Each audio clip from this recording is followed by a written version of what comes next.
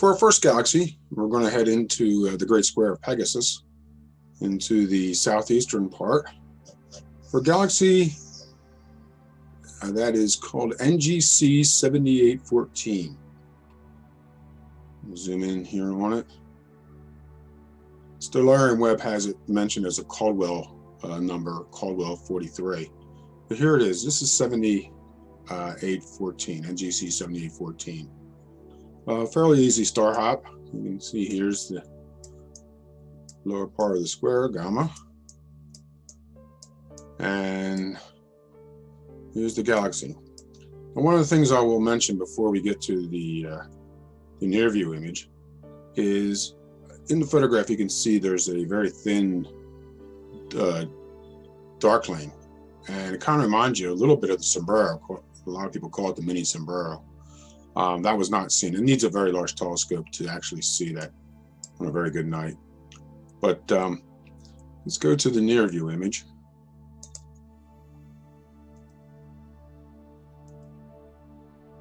And here's the date. Galaxy log date was 10/13/2020. And here are the particulars of this galaxy. It's a fairly bright galaxy, fairly large galaxy in its distance.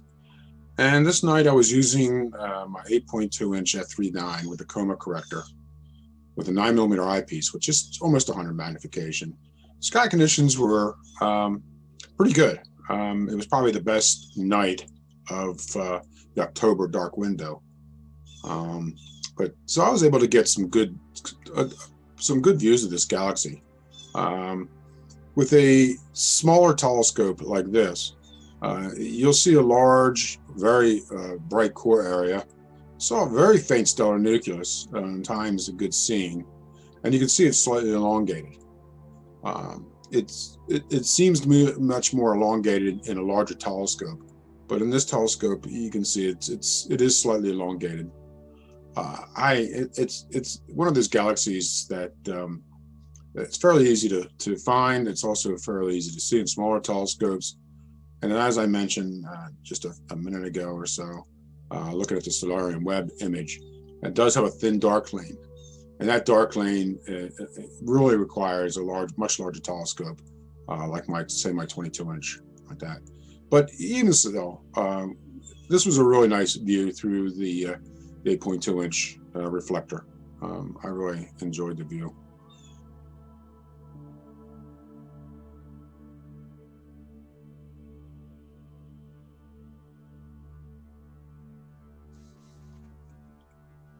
Okay, for our next galaxy, we head to Cassiopeia. Actually, it's on the border of Cassiopeia and Andromeda, and not too far from M31, the Great Andromeda Galaxy. It's NGC 278. So we zoom in here. Here it is, NGC 278. And it's a small, compact spiral galaxy. And as I zoom out a bit, you can see it's not that far away. Here's the Andromeda Galaxy. Zoom back in there. There it is. So it's an easy star hop from M31.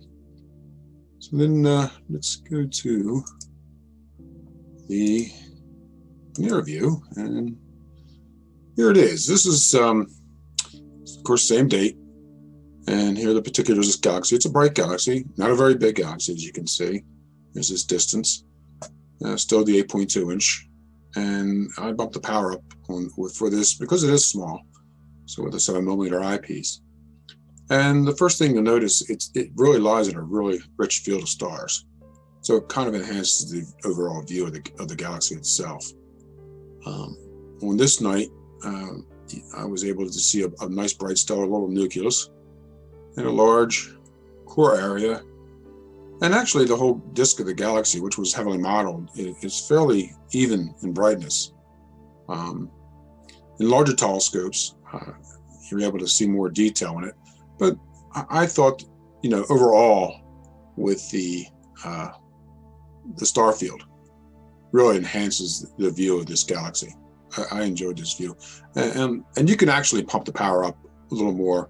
But I thought for this galaxy log and for this near view image, this was a really nice magnification to really show the overall view of this galaxy.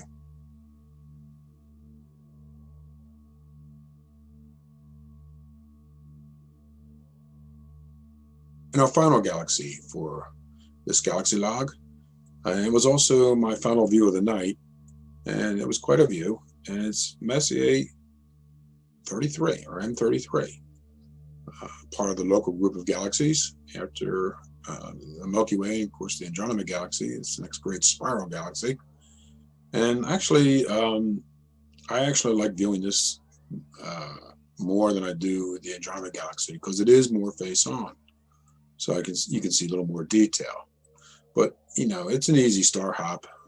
It's just south of the Andromeda Galaxy, which is right here, and it's actually can be seen in binoculars, easy to find in a 8x50 finder scope.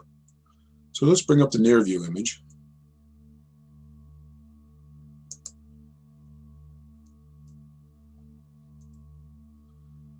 And here it is. And here are the particulars of this. Of course, it's a bright galaxy with low surface brightness galaxy. It's large, of course, and its distance is within our local group. And the eyepiece sight, it's a 12 millimeter, it's 74 magnification. And that was actually helped to enhance contrast. Now, the galaxy itself, overall, if this was a photograph, much of this, if not even outside this view here, would be galaxy. So we're seeing mostly the brighter parts of this galaxy in this near view image. And you can see it has a large, bright core area. The overall galaxy was modeled. But what was interesting is that this galaxy, if you take your time and it's a good night, and even with a mid-sized telescope like this, you can start picking up some spiral. And the southern arm has more of a large fan shape like that, so it's hard really to distinct more than just a large portion of the galaxy that's just south of the core. But this arm here, this northern arm that points then to the east, like that, and which kind of like ends out here to you can see a little bit of a blob here like that. And what that is, that's an H2 region called NGC 604.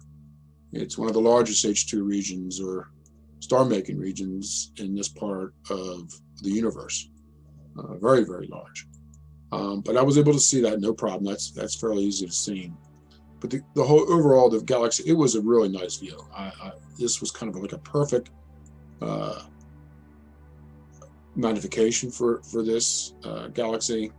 Like I said, it even though most people that tend to use very low or their lowest magnification, whatever particular telescope they're using, I found that with this galaxy, using a little bit higher magnification to darken the background sky actually helps increase the detail of this galaxy. For instance, in my 22, this thing becomes spectacular, and one of the most spectacular objects in the sky. And I've actually used up 300 power or more to see internal detail. Now you'll see more H2 regions. There's some other H2 regions in here, but we're barely seen, but I don't have them picked up here with this at this magnification. But overall, this view really was a great final view of the night. A good way to end this galaxy log. Clear dark skies and happy galaxy observing.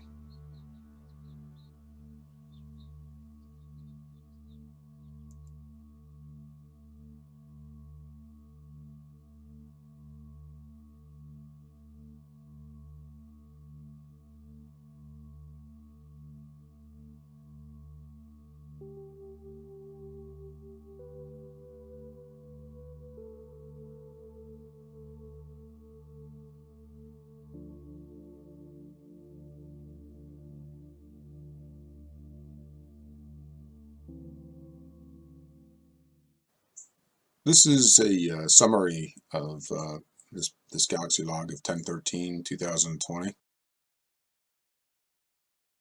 First, talk about what the conditions were like this night. This was probably the best night of the October 2020 dark window here in the Northeast. Usually October is a very good month to get out to observe. Usually we have the crystal clear, dry nights to get really good deep sky observing, but this October proved differently. Much higher humidity levels than usual, with this night being starting off actually fairly high humidity and dried. Actually, it dried up a little bit towards midnight and from midnight after, but this was probably the only decent night of the dark window. The scene was pretty good. Transparency early on was okay. It got better as the night went on.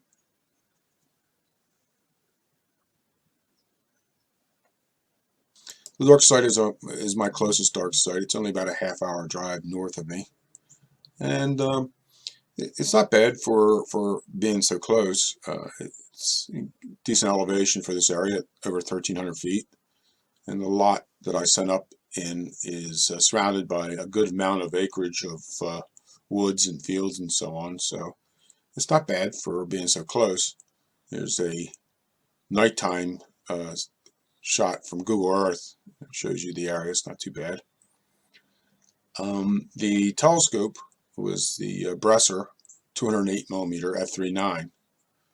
I use it on a old Celestron ASGT CG5 go-to mount, and the combo works really well. I enjoy using this telescope and mount. They work very well together. I also have, of course, the coma corrector is a GSO coma corrector, which I find works very well for the for f3.9. The eyepieces were all Celestron XL LXs. I used the 9mm for NGC 7814, the 7mm for NGC 278, and the 12mm for M33. Now, I talked a bit about that in Galaxy Log, about using the 12mm for such a large object and about using lower magnifications. Now, I did insert some other eyepieces. I have an 18mm XL, and also has some super wide eyepieces in the 20mm realm. But I found the overall best view with this telescope at this dark site was with the 12mm, and so that's what I used for the near view image and for this Galaxy Log.